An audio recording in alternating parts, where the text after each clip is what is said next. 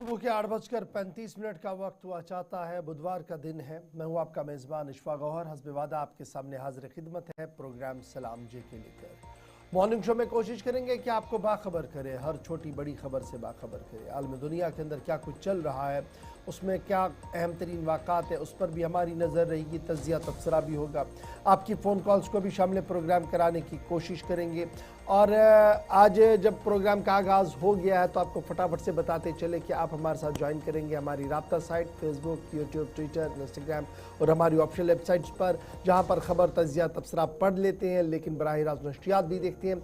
लेकिन ये वो राब्ते और रिश्ते हैं जहाँ पर आपकी और हमारी गुफ्तगू होती है, यानी आप ऑनलाइन आते हैं, कुछ बातें हमारे साथ शेयर करते हैं। और जब वो बातें आप हमारे साथ शेयर करते हैं तो उन बातों में बहुत सारी चीज़ें ऐसी होती हैं जिनको देख कर हमें अपने प्रोग्रामों को तश्कील देने में मदद मिलती है।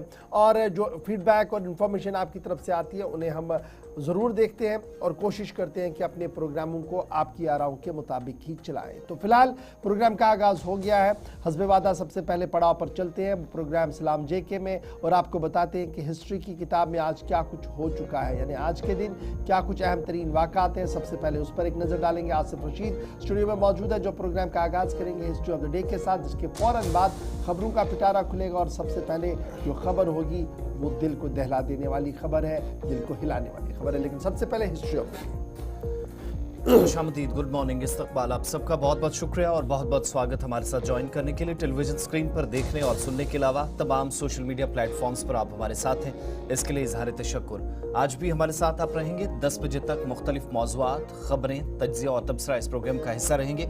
लेकिन सबसे पहले चूँकि फॉर्मेट सेट है जिसके मुताबिक और शराइत के साथ हमें आगे बढ़ना होगा। हिस्ट्री ऑफ द डे या इतिहास के पन्नों को जब पलटा तो 22 जनवरी ग्रेगोरियन कैलेंडर के मुताबिक पता चला कि आज की तारीख है। कुछ अहम तरीन वाक़यात, कुछ घटनाएं जो माजी में हिंदुस्तान और आलमी तारीख में सर फहरिस्त है, वो आपके सामने रखें। आज का दिन 1666 और सन 1666 में मुगल बादशाह शाहजहां का 74 साल की उम्र में आगरा के किले में इंतकाल हुआ। और इस तरीके से उनकी ज़िंदगी के ख़ात्मे के बाद, हालांकि यहाँ से आगे जिम्मेदारी मुगलिया दौर में जो है वो 3 से 4 इसके बाद बादशाहों ने संभाली। लेकिन शाहजहां का 74 साल की उम्र में इंतकाल कहा जाता है कि मुगलिया सल्तनत में सबसे बड़ा नुकसान भी था, जिन्होंने इंफ्रास्ट्रक्चर पर या ढांचे पर पूरे मुल्क के अंदर सबसे ज़्यादा अपने दौर में काम किया था। 1901 में बरतानिया की महारानी विक्टोरिया का भी 81 साल की उम्र में आज ही के दिन इंतकाल हुआ।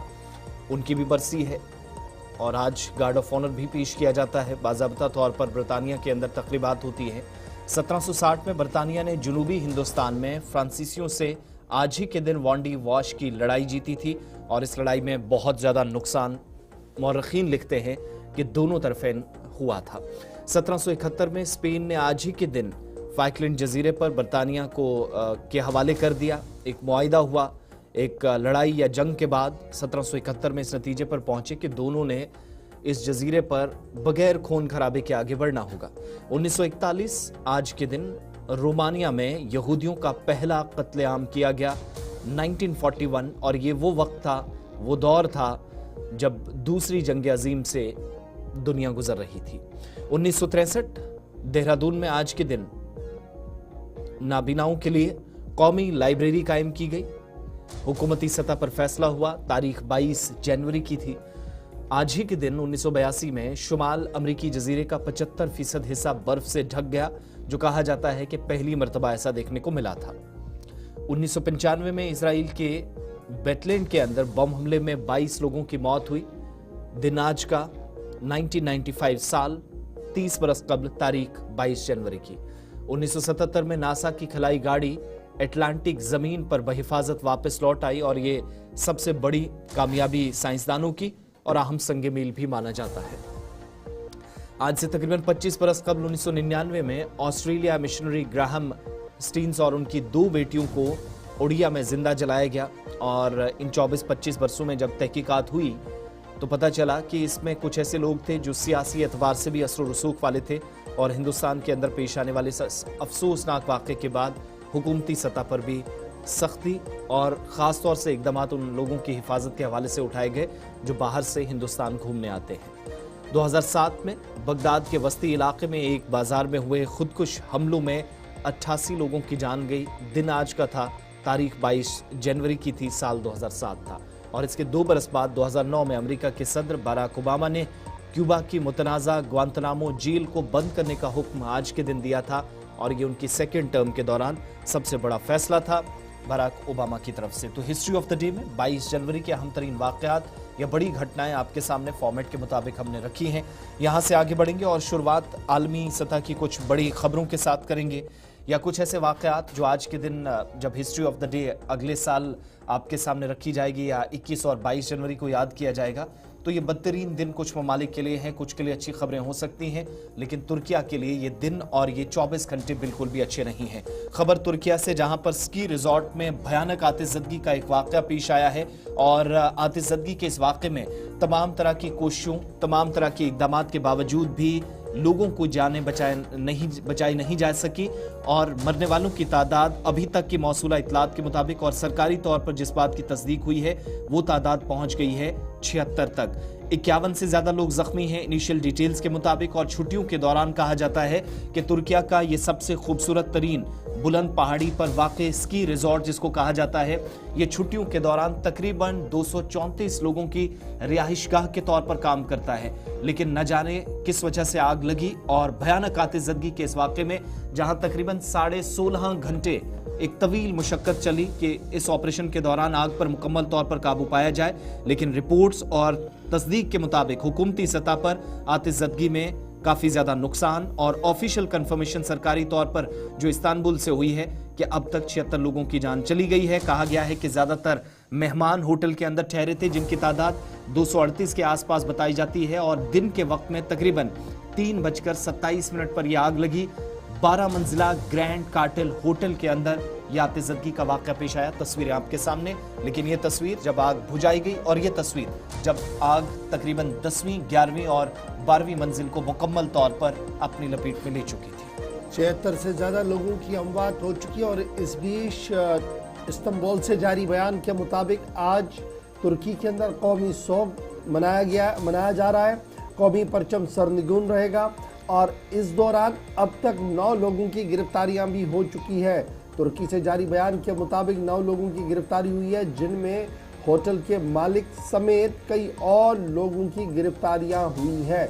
याद रखिएगा साल 2024 में मकामी सेफ्टी ऑडिट भी इस होटल का किया गया था और बाज़ाब्ता तौर पर सेफ्टी ऑडिट लाइसेंस भी इनके पास था, लेकिन उसके बावजूद भी आग लगने और आग के बाद किस तरीके से हंगामी सूरत-ए-हाल से निपटा जाए वो तदबीर इस होटल में मौजूद नहीं थी, जिसकी वजह से अब तक 76 लोगों की अमवात हो चुकी है। और तुर्की ने बाज़ाब्ता तौर पर स्की रिजॉर्ट हादसे पर ऑफिशियल बयान भी जारी कर दिया और उन तमाम अफराद की डिटेल्स भी ऑफिशियल कम्युनिकेशन के तौर पर जारी कर दी गई है। और ये आग की वारदात लगने के फ़ौरन बाद मुख्तलिफ ममालिकों के सरबराहान ने तुर्की हुकूमत के साथ इज़हार यकजहती और इज़हार ताज़ियत के सिलसिला भी शुरू कर दिया है। ताहम आज तुर्की के अंदर कौमी परचम सरनिगून रहेगा, पूरे दिन सोग रहेगा और तुर्की के सदर की तरफ से ये साफ कर दिया गया है कि तमाम एहतियाती तदाबीर उन तमाम मकामात पर उठाई जाएंगी जहां पर इस तरीके के बड़े बड़े इवेंट्स होते हैं या छुट्टियों के अय्याम में जिस तरीके से सबसे ज़्यादा रश रहता है वहाँ पर सेफ्टी प्रिकॉशंस को देखा जाएगा। तो ये थी खबर जनाब तुर्की की, लेकिन उसके बाद ज़रा एक और अहम और बड़ी खबर पर आते हैं और बात करते हैं नौ मुंतखबा सदर अमेरिका डोनाल्ड ट्रंप की। डोनाल्ड ट्रंप का दूसरा दिन हुकूमती सतह पर है और दूसरा दिन आते ही डोनाल्ड ट्रंप ने एक और बड़ा फरमान जारी कर दिया है और ये फरमान तब जारी हुआ है जब हालात और वाक़ात कुछ और बयान कर रहे थे और इस बीच ट्रंप ने अपना ओहदा संभालते ही इजराइल के अंदर इंतहा पसंद तंजीमों पर पाबंदियां हटाने का ऐलान कर दिया है। डोनाल्ड ट्रंप सदर बनते ही इजराइल पर मेहरबान फिर से हो गए हैं और शिद्दत पसंद इजरायली तंजीमों और ग्रुपों पर जो अमरीकी सदर की तरफ से पाबंदियां आयद कर दी गई थी उन पाबंदियों को हटाने का कल ऐलान कर दिया है। और ये पाबंदियां उन 78 एग्जीक्यूटिव अहकामात में शामिल हैं जिन्हें डोनाल्ड ट्रंप के दफ्तर ने कल जारी कर दिया है। और इसके साथ ही ये साफ हो गया है कि डोनाल्ड ट्रंप इजराइल के साथ मिलकर किस तरीके से हिकमत अमली को तरतीब देना चाहता है और आने वाले दिनों में इजराइल और अमेरिका की हिकमत अमली किस तरीके से आगे बढ़ेगी, उस ज़िमन में इसको एक पहला कदम माना जा रहा है। नौमुंतखबा वज़ीर ख़ारजा की तरफ से भी पहले ही सेनेट के अंदर इस बात का ऐलान कर दिया गया था कि नौ अमरीकी हुकूमत जो है ये बराह रास्त इजराइल के हक में काम करेगी, इजरायली रियासत के क़याम के हवाले से काम करेगी। और इस ज़िमन में कल उन इंतहा पसंद तंजीमों से पाबंदियाँ हटा दी गई हैं जिनके असासे अमरीका के अंदर थे और साबिक सदर ने जिन असासों को मुंजमद करने का हुक्म जारी कर दिया था, डोनाल्ड ट्रंप ने सिर्फ 2 दिन के अंदर अंदर अपने दूसरे दिन में वो तमाम पाबंदियाँ हटा दी है, मुंजमद शुदा असासों को रिलीज करने का हुक्म जारी कर दिया है। और इजराइल के अंदर ये सूरत हाल देखते हुए खुशी की लहर भी देखने को मिल रही है और माना जा रहा है कि इजराइल ने शुक्रिया के तौर पर जहां अमेरिका का शुक्रिया भी अदा किया है, वहीं पर उम्मीद जाहिर की है कि आने वाले दिनों में अमेरिका और इजराइल के बीच ताल्लुकात मजीद मुस्तहकम मजबूत होंगे और दरपेश मसाइल को एक साथ हल करने की कोशिश करेंगे। डोनाल्ड ट्रंप इजराइल पर मेहरबान नवाज़िशात की बारिशें शुरू और शिद्दत पसंद इजरायली तंजीमें जिनके असासे मुंजमद कर दिए गए थे अमेरिका के अंदर, उन असासों को छोड़ने रिलीज करने का हुक्मनामा जारी कर दिया है और पाबंदियों को ख़त्म करने का ऑर्डर उन 38 एग्जीक्यूटिव अहकामात में शामिल है जो डोनाल्ड ट्रंप ने कल दूसरे दिन जारी कर दिए हैं।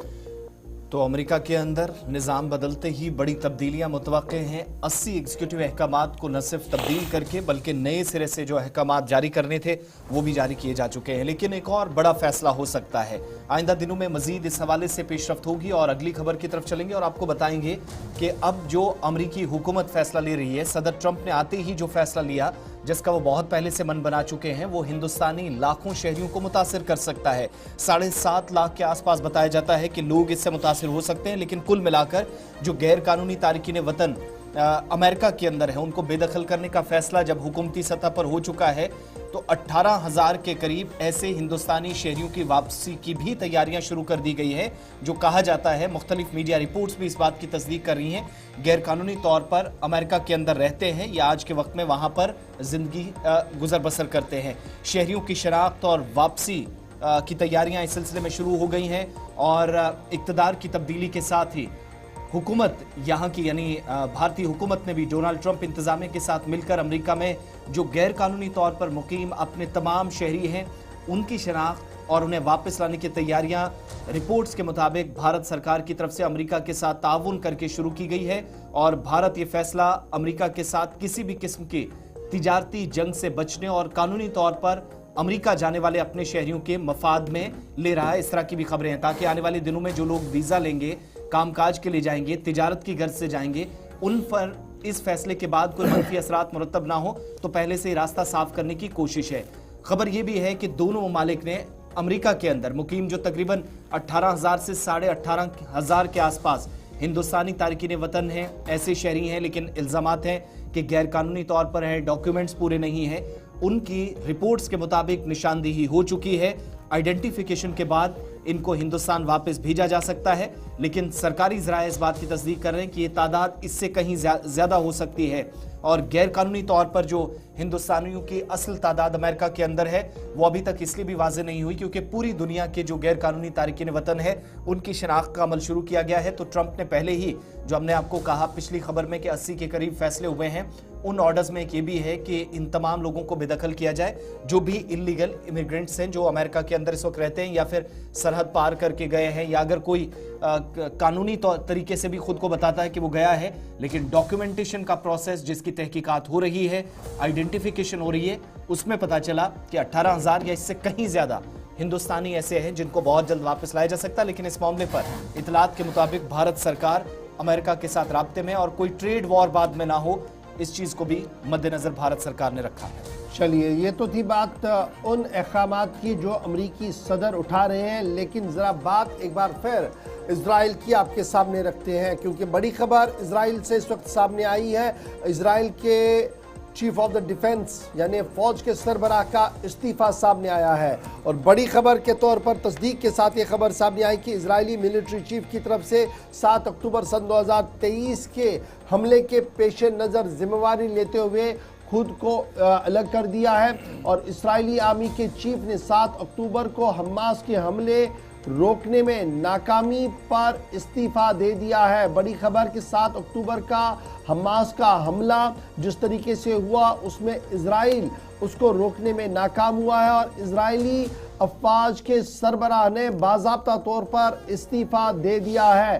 फौज के सरबराह लेफ्टिनेंट जनरल हैजी ने फ़लस्तीन के मज़ामती तंजीम हमास के 7 अक्टूबर सन 2023 के हमले रोकने में नाकामी पर अपने ओहदे से मुस्तफ़ी होने का रात देर गए ऐलान कर दिया है। इजरायली फौज के chief of the staff lieutenant general ने का कहना है कि हमास के 7 अक्टूबर ने जिस मनसूबाबंदी के साथ इजराइल पर हमले किए और नाकिस जवाबी कार्रवाई यहाँ से हुई उस पेश नज़र उसके पस मंज़र में ये इस्तीफ़ा उनकी तरफ से दिया गया। ये पहला मौका नहीं है जब चीफ ऑफ डिफेंस की तरफ से ये इस्तीफ़ा दिया गया हो। इससे पहले भी कई हसास इदारों के सरबराहान इस हमले के पेश नज़र इस्तीफ़ा दे चुके हैं और ये माना जा रहा है कि एक बड़ा रिवोल्ट आर्मी के अंदर भी है कि क्यों वो नाकाम हुए और जिस तरीके से मुनज़्ज़म तरीके से हमला 7 अक्टूबर का हुआ, क्या वाकई तौर पर वो इंटेलिजेंस फेलियर था या कहीं ना कहीं कुछ और था। इन तमाम चीज़ों को देखने के बाद फिलहाल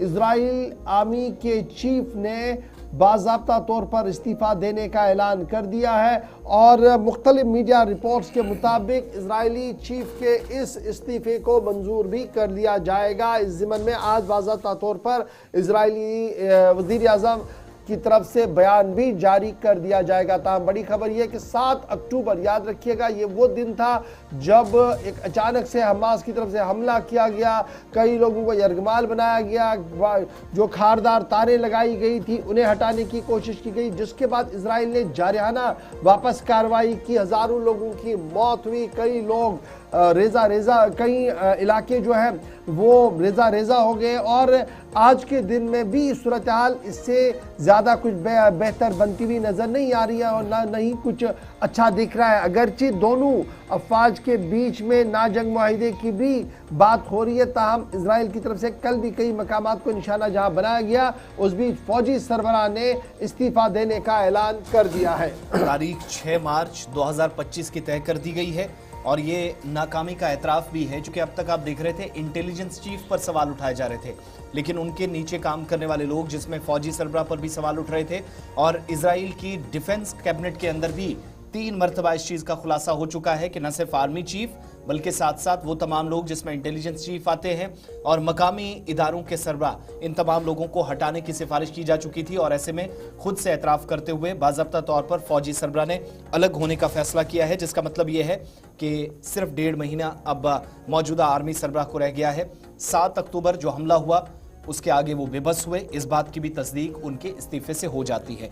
अब जरा आगे बढ़ेंगे और बात कौमी सतह की कुछ बड़ी खबरों की करेंगे। हिंदुस्तान पर साल 2025 में इस एतबार से भी नजरें हैं कि पूरे मुल्क के अंदर एक मुल्क एक इंतखाब के हवाले से कोई अहम पेशरफ्त होने का बड़ा इम्कान है। आइंदा दिनों में हम सब जाएंगे, जब आप बजट सेशन की तरफ भी जाएंगे, पार्लियामेंट का इजलास जब शुरू होगा तो उस वक्त आप देखेंगे पूरे मुल्क के अंदर इस बात पर भी नजरें रहेंगी कि जेपीसी के इजलास में क्या बातें होनी है। 1 नेशन 1 इलेक्शन के मामले पर एक बार फिर से पेशरफ्त होने जा रही है और 31 जनवरी को एक और इजलास तय पाया है।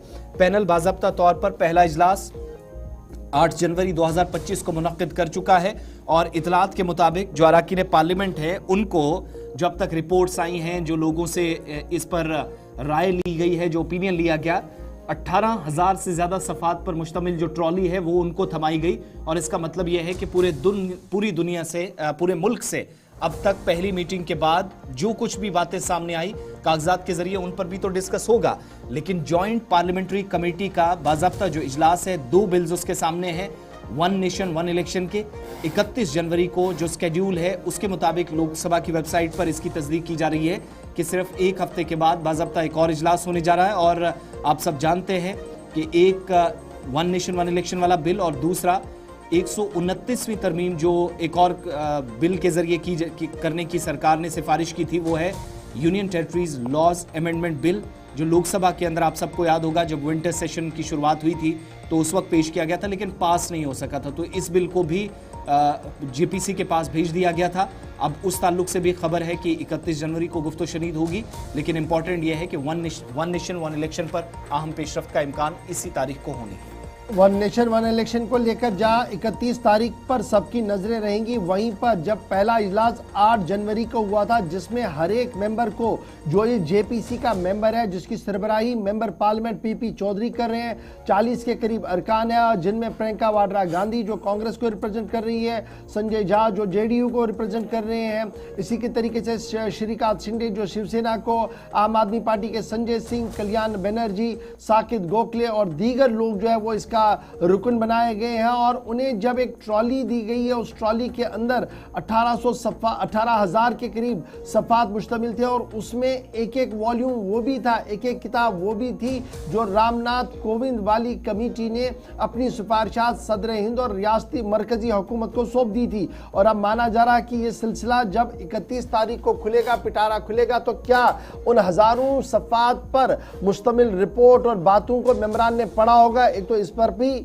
खुलकर बात होगी, और दूसरी बात ये कि क्या 31 तारीख को कोई बड़ा ब्रेक थ्रू होगा, क्योंकि फिर याद रखिएगा फेब के पहले दिन से ही बजट का इजलास है, और माना जा रहा कि शायद इस इजलास के दौरान ही वन नेशन वन इलेक्शन को लेकर अगर जेपीसी की तरफ से कोई समझौता होता है तो एक आईनी शक्ल में इस कानून को ऐवान के सामने भी रखा जाएगा। ताहम सबकी नजरें 31 जनवरी पर रहेंगी, जहां पर ज्वाइंट पार्लियामेंट्री कमेटी बराए वन नेशन वन इलेक्शन का अहम तरीन इजलास होने जा रहा है, और उस इजलास के अंदर वो तमाम मेंबरान शामिल होंगे जिन मेंबरान ने इससे पहले वाली मीटिंग जो 8 जनवरी को हुई थी उसमें भी शिरकत की थी। तो इस तरीके से बैक टू बैक मीटिंग्स का सिलसिला चल रहा है। ज्वाइंट पार्लियामेंट्री कमेटी बराए वन नेशन वन इलेक्शन का अहम तरीन इजलास 31 जनवरी को नई दिल्ली के अंदर मुनक्किद होने जा रहा है, जिसमें 40 के करीब मेंबरान पार्लियामेंट शिरकत करेंगे। बात दिल्ली की थी, लेकिन जरा आगे बढ़ते हैं और बात जम्मू कश्मीर की भी करते हैं। और जम्मू कश्मीर की बातों में जब आएंगे तो बात जरा भारत पाकिस्तान के रिश्तों की भी करेंगे,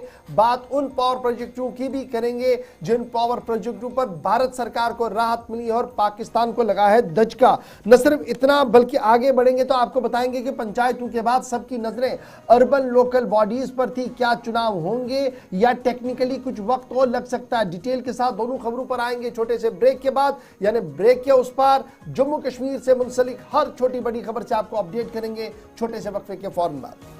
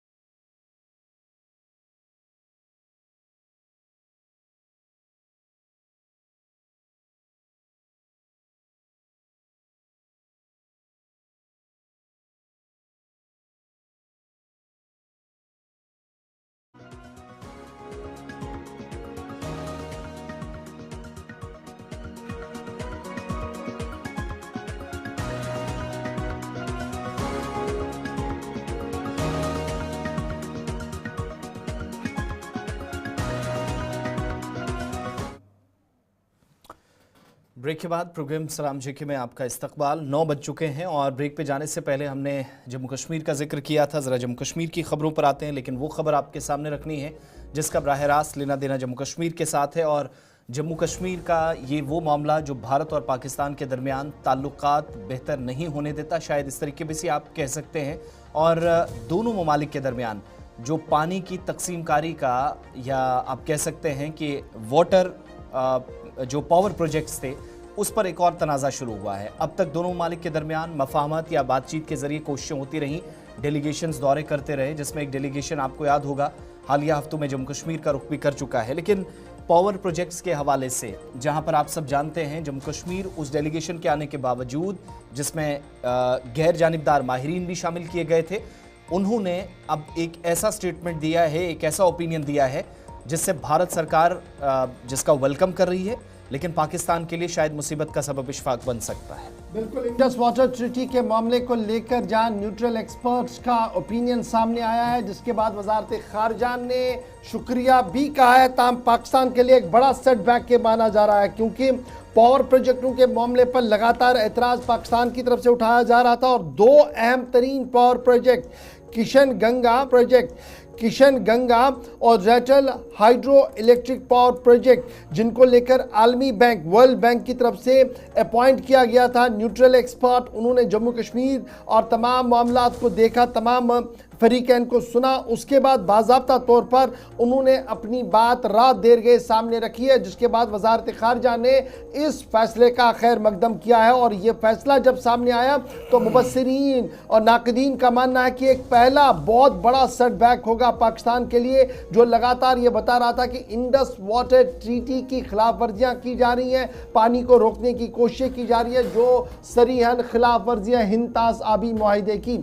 वजारत खारजा ने बाज़ाब्ता तौर पर वर्ल्ड बैंक की तरफ से अपॉइंट किए गए न्यूट्रल एक्सपर्ट इंटरनेशनल कमीशन का खैर मकदम किया है, जिसमें उन्होंने इस बात की वजाहत की है कि तमाम तर पॉइंट्स अदाद शुमार को सुनने देखने के बाद, और ये दोनों hydel power projects Kishan Ganga और रेटल हाइडल पावर प्रोजेक्ट्स को डिज़ाइन और दीगर मामलात को देखने के बाद पाकिस्तान का जो मौक़िफ़ है वो कमज़ोर है। और वो ये स्टेटमेंट जारी किया है कि तमाम पॉइंट्स को देखने के बाद भारत सरकार के मौक़िफ़ में वजाहत है, क्लियरिटी है, इसलिए वो भारत के मौक़िफ़ को वैलिड मानता है, यानी यहाँ पर कामकाज हो सकता है, पावर प्रोजेक्ट्स बन सकते हैं, क्योंकि इससे कोई भी नुकसान पाकिस्तान को नहीं होगा। वर्ल्ड बैंक ने चेयरमैन कोर्ट ऑफ आर्बिट्रेशन को सन 2022 में बाज़ाब्ता तौर पर अपॉइंट कर दिया था और ये कहा था कि इस पूरे मामले को देखें, जब पाकिस्तान की तरफ से बाज़ाब्ता तौर पर तहरीरी शिकायत कर दी गई थी और उसके बाद ये मामला आगे बढ़ा था, कई मीटिंग्स भी हुई थी और अब ये बड़ी बात सामने आई है कि बड़ा सेटबैक पाकिस्तान को लगा। इससे पहले आपको याद होगा कि भारत सरकार की तरफ से इंडस वाटर ट्रीटी के कई शिकों पर पाकिस्तान के साथ खत किताबत का सिलसिला भी शुरू किया गया है, जिसमें कहा गया कि इन मामलात को देखा जाए और इसमें रिविजिट किया जाए। बहरहाल सीधे श्रीनगर चलेंगे, जहां से इमरान नाइक को हमारे साथ ज्वाइन करेंगे। इमरान, बहुत शुक्रिया ज्वाइन करने के लिए। बड़ा इंपॉर्टेंट फैक्टर ये है कि इंडस वाटर ट्रीटी, सिंध-तास आबी मुआहिदा, जिसको लेकर मौजूदा वजीर आला ने जब पावर मिनिस्टर्स की मीटिंग हुई थी उसमें एक बड़ी बात सामने आई थी कि जनाब भारत सरकार मौक़िफ़ को देखे और इस पर रिविजिट करवाएं पाकिस्तान को। एक तरफ से वो बयान आ ही रहा था, इस बीच वर्ल्ड बैंक के जो न्यूट्रल एक्सपर्ट्स का स्टेटमेंट सामने आया है, ये कितना बड़ा सेटबैक है और कितनी बड़ी राहत भारत के लिए और स्पेशली जम्मू कश्मीर के लोगों के लिए है, जिनके लिए ये पावर प्रोजेक्ट्स बनाने की बात बहुत पहले कही गई थी, लेकिन अटक रहा था मामला क्योंकि पाकिस्तान लगातार सवाल उठा रहा था। देखिए, पहली बात यह है कि भारत और पाकिस्तान को लेकर जो पानी का तनाज़ा है ये आज का नहीं है या 2014 के बाद नहीं है, जब से बीजेपी की सेंटर में हुकूमत बनी है, बल्कि ये फैक्ट फ्रॉम 1947 से ही दोनों ममालिक के दरमियान जम्मू कश्मीर और पंजाब से जो गुजरने वाले जो दरिया हैं उनके पानी को लेकर तनाज़ा है। लेकिन 1960 में, जैसे आपने भी कहा कि दोनों ममालिक के दरमियान इंडस वाटर ट्रीटी का मुआहिदा हुआ, सिंध-तास मुआहिदा जिसे कहा जाता है, और इसमें जो सालसी की थी वो वर्ल्ड बैंक ने वाशिंगटन डीसी अमेरिका में की थी। लेकिन उसके बाद भी power projects, hydro power projects को लेके भारत ने हमेशा से तहफ़्फ़ुज़ात का ज़ाहिर किए और खासकर रेडले पावर प्रोजेक्ट्स और दीगर पावर प्रोजेक्ट्स के हवाले से।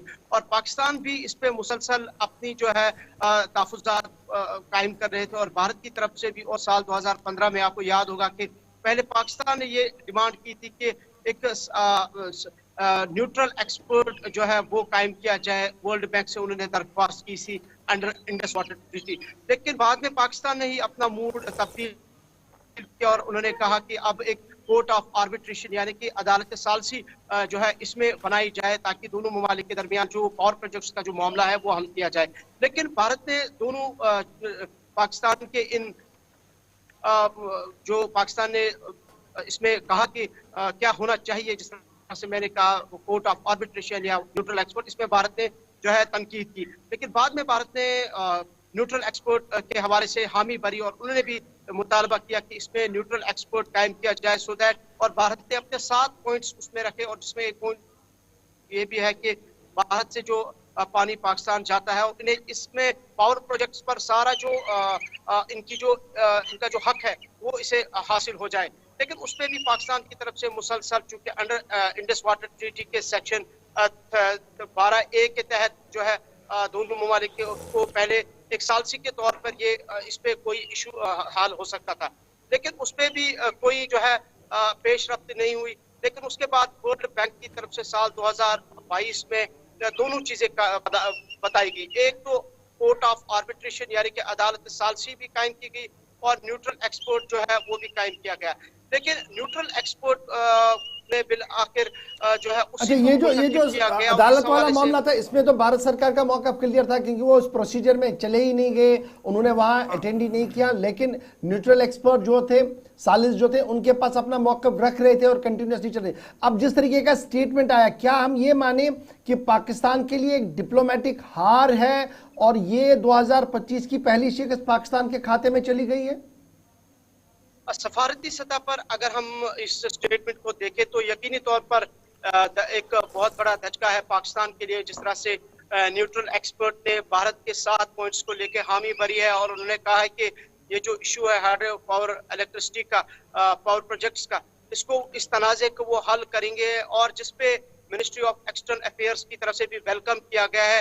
लेकिन पाकिस्तान की तरफ से अभी तक इस पे कोई रेस्पॉन्स नहीं आया है, ना ही उन्होंने अभी उनके दफ्तर खारजा से कोई स्टेटमेंट इशू किया गया है। लेकिन जब हम, जिस तरह मैंने कहा कि जब हम सफारती सतह पर या डिप्लोमेटिक पॉइंट ऑफ व्यू से इस चीज को देखते तो जाहिर सी बात है कि भारत के लिए एक पॉजिटिव साइन है, ये एक पॉजिटिव मैसेज है। जिस तरह से न्यूट्रल एक्सपोर्ट की तरफ से स्टेटमेंट दिया गया है, उन्होंने कहा है कि वो इस तनाज़े का हल निकालेंगे और खासकर जो भारत के 7 इसमें पॉइंट्स है वो उन 7 पॉइंट्स को लेकर इंतहाई जो है संजीदा है और यकीनी तौर पर वो समझते हैं कि इन 7 पॉइंट्स को लेकर, या जिस तरह से भारत ने पहले ही मैंने कहा कि न्यूट्रल एक्सपोर्ट की उन्होंने हामी भरी थी और उसका मुतालबा भी था इंडिया का, और उस पर जो न्यूट्रल एक्सपोर्ट ने अब अपनी जो वजाहत दी है और उन्होंने कहा है कि वो इस मसले को देखेंगे ताकि ये जो पावर प्रोजेक्ट्स का मामला है, खासकर 2 पावर प्रोजेक्ट्स का, इसका वो हल करेंगे। तो यकीनी तौर पर एक बहुत बड़ा डिप्लोमेटिक सेटबैक है पाकिस्तान के लिए। लेकिन अभी चलिए, बहुत शुक्रिया जी हमारे साथ ज्वाइन करने के लिए। कोर्ट ऑफ आर्बिट्रेशन जो हेग के अंदर है, पहले पाकिस्तान का मौक़िफ़ 2015 में यह था कि न्यूट्रल एक्सपर्ट्स लगाए जाए। जब मामला आगे चलता हुआ देखा गया तो फिर उन्होंने अपना यू टर्न लिया, कहा कि जनाब परमानेंट कोर्ट ऑफ आर्बिट्रेशन जो हेग के अंदर है वहाँ पर इस मामले को लिया जाए। पाकिस्तान का अपना मौक़िफ़ था, भारत सरकार ने इसकी मुखालफत की। फाइनली मामला जो सामने आया वो न्यूट्रल एक्सपर्ट्स की तरफ से सामने रखा गया, जिसमें उन्होंने कहा कि मौक़िफ़ भारत सरकार का सही है, इसलिए इन दोनों पावर प्रोजेक्टों पर काम शुरू होगा। याद रखिएगा 19 सितंबर 1960 जब भारत और पाकिस्तान ने 9 साल की मुसलसल मशक्क़त के बाद पानी का बहाव, पानी के इस्तेमाल और पानी के दीगर मामलात पर एक मुआहिदा पाकिस्तान के साथ और भारत के साथ तय पाया, जिसे आप इंडस वाटर ट्रीटी कहते हैं।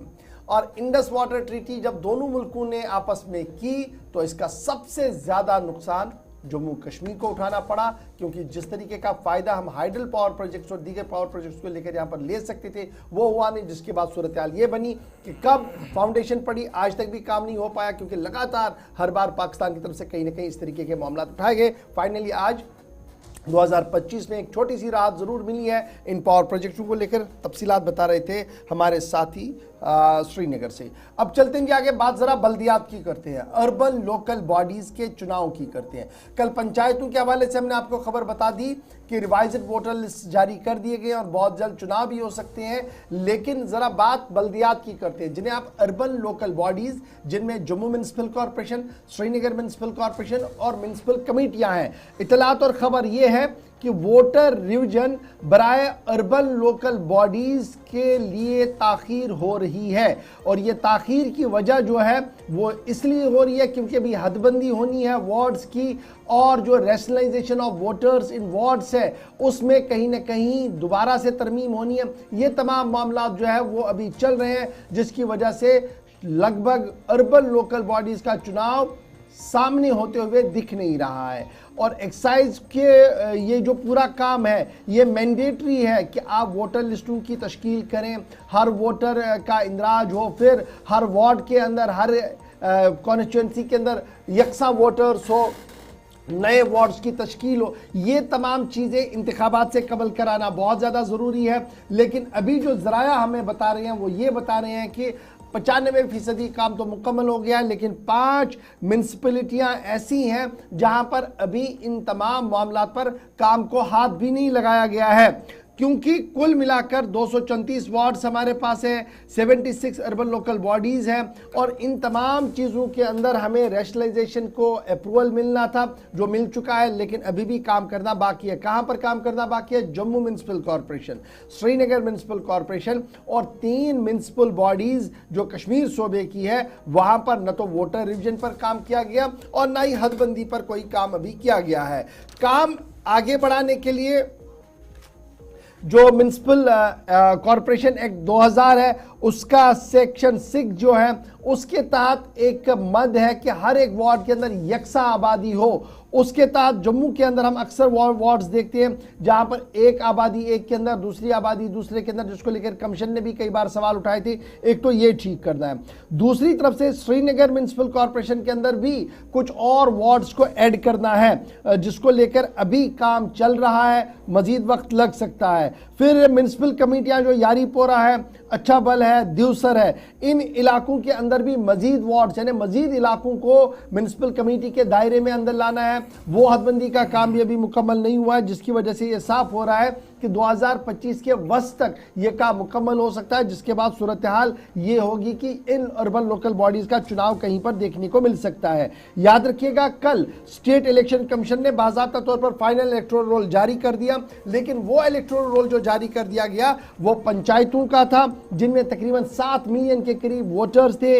लाखों के करीब वोटर्स ने अपनी नई इंदराज किया था, कुछ वोटर्स को काटा गया था, कुछ वोटर्स को शिफ्ट किया गया था। तो इस तरीके से जो वोटिंग वाला अमल था, जो प्रोसेस मेन प्रोसेस होता है लिस्टों को तरतीब देने का, वो पंचायतों के अंदर तो मुकम्मल हो गया है, लेकिन म्यूनसिपैलिटियों के अंदर अभी बहुत काम करना बाकी है, क्योंकि कई कमेटियों के अंदर हदबंदी का काम और जम्मू और श्रीनगर के अंदर हर वार्ड के अंदर यकसा आबादी हो, उस ज़िमन में अभी काम करना बाकी है। और इसके बाद ही चुनाव के हवाले से जो revision of voter list for ULBs होगा, उसके हवाले से कोई अहकाम जारी किए जाएंगे। तो फिलहाल 3 से 4 महीने का वक्त जो इब्तिदाई तौर पर कहा जा रहा है अभी भी लग सकता है, जिसके बाद हुकूमती इदारे यूएलबी वोटर रिवीजन लिस्ट के लिए नोटिफिकेशन जारी कर सकते हैं। तो पंचायतों के बाद यूएलबीज की तवक्को की जा सकती है, मगर चूंकि आप सब जानते हैं ये जो एक्सरसाइज हम बता रहे हैं बार बार होनी है, जो अभी सिर्फ 5 एरियाज़ के आसपास हुई है, जिसमें काफ़ी काम होना बाकी है। रैशनलाइजेशन वोटर्स की बड़ी ज़रूरी है, बैलेंस रहे किसी भी तरीके से। और वो जो कुछ लोगों की जब ये वोटर लिस्ट आएगी, अभी तो सिर्फ पंचायतों की आएगी, जिसका नाम काटना वो भी बाहर जाएगा, जिसको इंक्लूड करना है वो इम्पॉर्टेंट है। और जो मश्क ज़रूरी है उसके बगैर शायद इंतखाबात की तरफ जाएं तो बड़ा मुश्किल है। अब एक और इम्पॉर्टेंट खबर की तरफ चलेंगे और बात ज़रा उस मामले की करेंगे जो जम्मू सूबे के अंदर काफ़ी वक्त से सुर्खियों में है, और एक घोटाला जो जम्मू सूबे के अंदर हुआ, जिसमें एक बड़ी तहकीकाती एजेंसी की तरफ से हाथ डाला गया, कार्रवाई हुई और आगे बात बढ़ी और मामला अदालत तक भी पहुंचा। महकमा माल के ताल्लुक से कुछ शिकायतें थी, कुछ बातें थी जो अथॉरिटीज़ की नोटिस में भी थी। और आप सब जानते हैं कि जम्मू कश्मीर के अंदर अराजी घोटाला, जिसमें एंटी करप्शन ब्यूरो ऑलरेडी तहकीकात कर रही है, जिसका पर्दाफाश हुआ था, कहा जा रहा कि कई अफसरान पर इस सिलसिले में गिरफ्तारी की भी तलवार लटकी है। लेकिन इन सब के बीच में जो गुलमर्ग लैंड स्कैम था, जिसमें इससे पहले भी आपको याद होगा कि अदालती अहकामात आते रहे, लेकिन डिवीजन बेंच जम्मू कश्मीर और लद्दाख कॉमन हाई कोर्ट की जानिब से एक और अहम तरीन समाअत हुई और महकमा माल के अंदर, या जिसको आप रेवेन्यू डिपार्टमेंट कहते हैं, हाई कोर्ट की इल्ज़ाम यह है कि महकमा माल ने हाई कोर्ट के अहकामात की खिलाफ वर्जी की।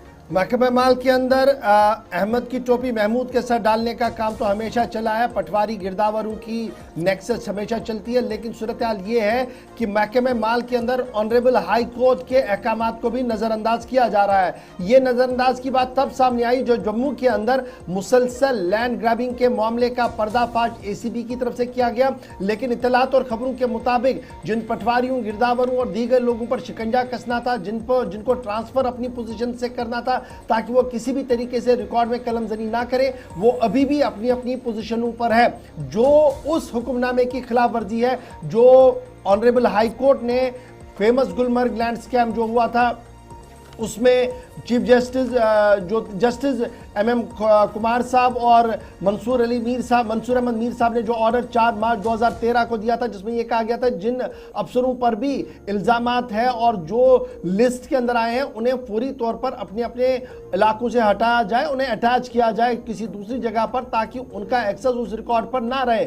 लेकिन जब ये वहां पर इंप्लीमेंट हुआ तो दूसरी जगह पर यह इंप्लीमेंट क्यों नहीं हो रहा है, एक बड़ा सवाल है। और यही वजह है कि सिविल सोसाइटी लगातार यह सवाल पूछ रही है कि एंटी करप्शन ब्यूरो की जो कार्रवाइयां जम्मू के अंदर कस्टोडियन जमीन को लेकर हुई है, दीगर मामलात को लेकर हुई है, लेकिन उसके बावजूद भी महकमा माल के अंदर वो अफसरान वहीं पर है, वो फील्ड स्टाफ वहीं पर है जिनके ऊपर संगीन इल्जामात है, जिसको लेकर ट्रांसपेरेंसी पर एक बड़ा सवाल उठता हुआ नजर आ रहा है। एक तरफ से अदालती अहकामात है, दूसरी तरफ से शफाफियत है, जवाबदेही का अंसर है, लेकिन जब आप आला हुक्काम से पूछते हैं तो उनका मानना है कि ये मामला डिप्टी कमिश्नर्स भी हल कर सकते हैं, लेकिन अभी तक न तो डिप्टी कमिश्नर्स की तरफ से, न ड्यूकॉम की तरफ से और ना ही महकमे माल के जिम्मेदारों की तरफ से उन तमाम मुलाजमीन के खिलाफ कोई कार्रवाई की गई है जो रेड लिस्ट के अंदर है या FIRs के अंदर है या किसी न किसी तरीके से जिन पर शिकंजा कसने की बात ACB की तरफ से कही गई थी। यानी ACB अपनी कार्रवाई कर रहा है, लेकिन हुकूमती इदारों के अंदर जो तालमेल होना चाहिए था उसका फुकदान आपको यहां पर इससे दिखेगा और सरीहन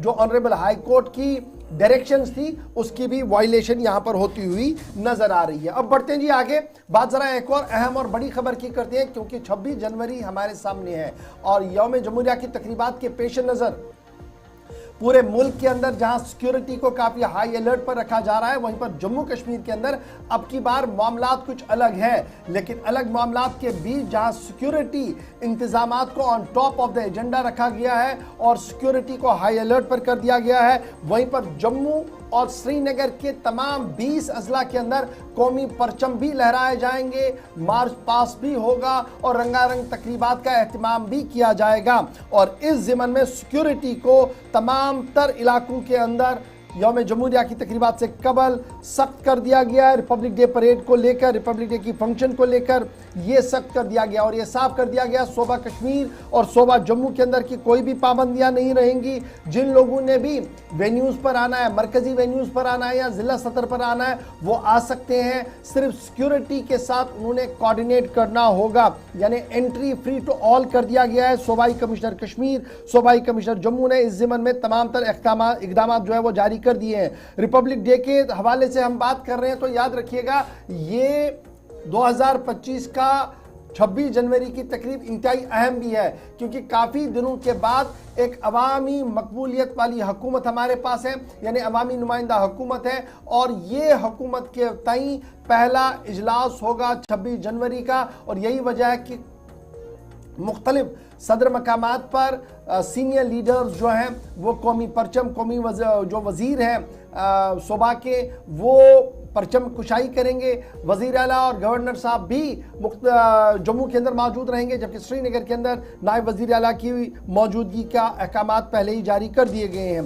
20 अजला के अंदर सिक्योरिटी को टाइट कर दिया गया है, CCTV कैमराज को डिप्लॉय कर दिया गया है, लगा दिया गया है उन मकामात पर जहाँ पर तकरीबात होनी है, चाहे वो डिस्ट्रिक्ट हेडक्वार्टर पर होनी है या श्रीनगर या जम्मू के अंदर होनी है। इस बीच IGP कश्मीर ने कल इस बात की वजाहत कर दी है कि सूरत हाल पुरअमन है और पुरअमन सूरत हाल के बीच ताहम सिक्योरिटी को मजीद सख्त भी कर दिया गया है, नज़र भी रखी जा रही है और तलाशी कार्रवाई का जो अमल है वो मुख्तलिफ मकामात पर भी तेज़ कर दिया गया है, ताकि इंतहा पसंद या अमन में रखना डालने वाले लोगों को किसी भी तरीके से कोई मौका ना मिले अमन में रखना डालने के लिए। तो कुल मिलाकर सूरत हाल इंतहाई अहम और पुरअमन है। और बता रहे हैं IGP कश्मीर हमारे साथी इरफान फाजिल के साथ खुसूसी गुफ्तगू के दौरान।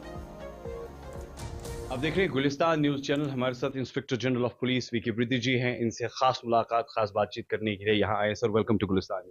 शुक्रिया सर, अभी 26 जनवरी की तैयारियां जोरों शोरों से है। हर साल हम देखते हैं कि पुलिस एक डिफरेंट स्टैंड लेती है, नो डाउट अबाउट इट, कि मगर इस साल क्या कुछ स्पेशल है? देखिए 26 जनवरी एक इम्पॉर्टेंट नेशनल इवेंट है और इस दिन कश्मीर वैली के मुख्तलिफ जिलों में परेड और उससे रिलेटेड जो कल्चरल प्रोग्राम्स है उसका इनकाद किया जाता है, जिसमें जो है जनरल पब्लिक भी शिरकत करती है। तो इसी असना से इसमें यहाँ पे हर एक ज़िले में सख्त सिक्योरिटी अरेंजमेंट्स किए गए हैं और ख़ासकर जो है इंटर डिस्ट्रिक्ट नाकाज और इस तरीके के जो बाकी सिक्योरिटी अरेंजमेंट्स हैं वो किए गए हैं।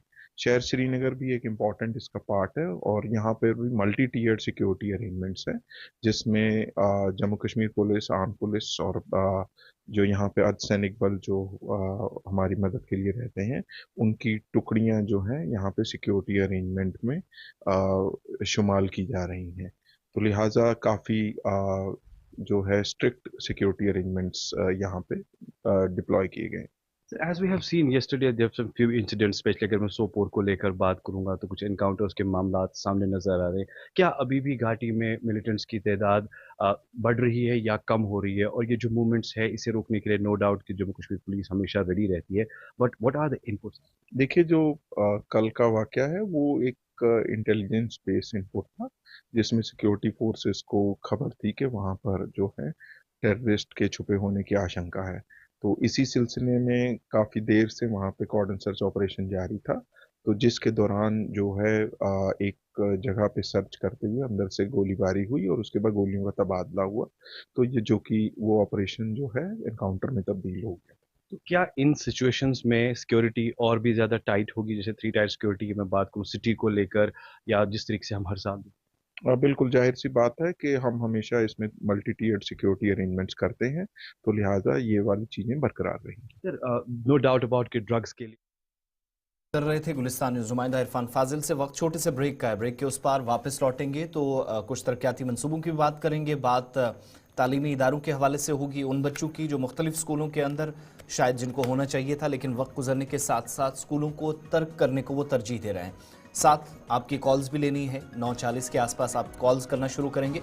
ब्रेक के उस पार अहम खबरें और साथ साथ आपकी कॉल्स।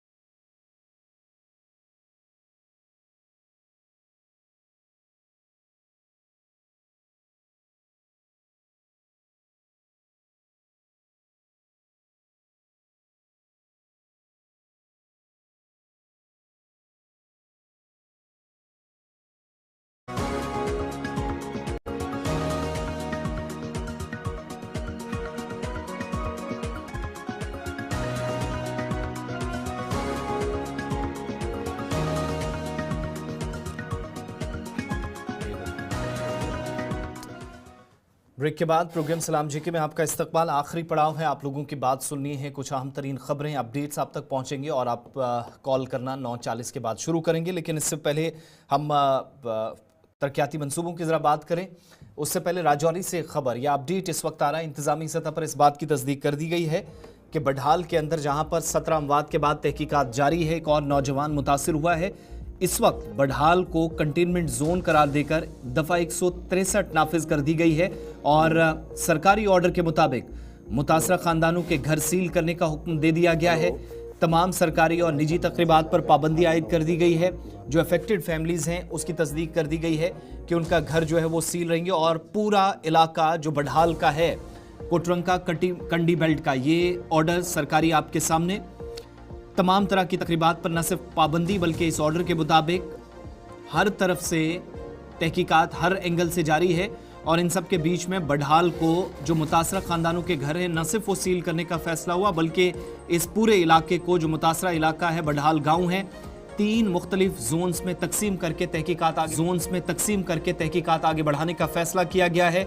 न सिर्फ सरकारी, निजी या जो शादी ब्याह की तकरीबात थी उस पर मुकम्मल तौर पर पाबंदी जो 3 दिन पहले लगी थी वो बरकरार रहेगी, बल्कि किसी भी तरीके से जो खाना, जो पानी और बाकी सारी चीज़ें इन कंटेनमेंट जोन्स में दिया जाएगा, वो ऑफिसर्स या जो कंसर्न लोग हैं जिनको जिम्मेदारियां यहां पर तफवीज की गई हैं उनकी निगरानी में ये सारा प्रोसेस आगे बढ़ेगा। अच्छा जी, जो 3 जोन बना दिए गए, एक जोन वो है जहां पर अमवात हुए हैं, जिन घरों के अंदर अमवात हुई है वो जोन नंबर 1 बना दिया गया है।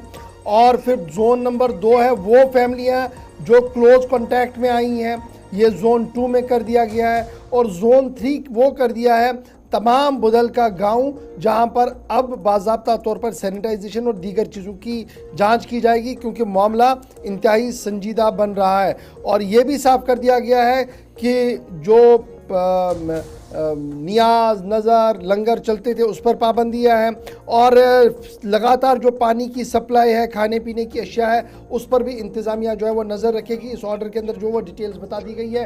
कल आपको याद होगा कि रियासत के वज़ीर आला उमर अब्दुल्ला, काबीनी वज़ीर जावेद राना वहाँ पर पहुँचे थे, गमज़दा ख़ानदान के साथ इज़हार ताज़ियत भी किया है और ये साफ कर दिया था कि इंतज़ामिया तमाम हालात पर नज़र रख रही है, अमवात आगे ना हो, इन तमाम मामलात को भी देखा जा रहा है। तमाम मज़ीद आज सुबह क्या कुछ तफसीलात है, सीधे अपने नुमाइंदा जमशीद मलिक के पास चलेंगे जो गुज़श्ता 3 दिन से मुसलसल इस खबर को ट्रैक भी कर रहे हैं। जमशीद मलिक, बहुत शुक्रिया ज्वाइन करने के लिए। कल एक और नौजवान को अस्पताल लाया गया, बेखुदी की हालात में वो थे और बराह रास्त नशरियात आपने वहाँ से दिखाई, वज़ीर आला वहाँ पर पहुँचे। लेकिन आज सुबह खबर ये कि कोविड की तर्ज पर पाबंदियाँ आयद कर दी है, कंटेनमेंट जोन बना दिया गया है। वो उन इलाकों को जहाँ पर ये मुतासरा ख़ानदान रहते थे उनके क्लोज कॉन्टैक्ट में लोगों को लगा दिया गया है। और साथ साथ ये भी खबर है कि पूरे गाँव के अंदर बाज़ाब्ता तौर पर मज़ीद इजाफी दस्ते, चाहे वो सिक्योरिटी एजेंसीज़ के हैं, अफसरों के हैं, वो तैनात कर दिए गए हैं।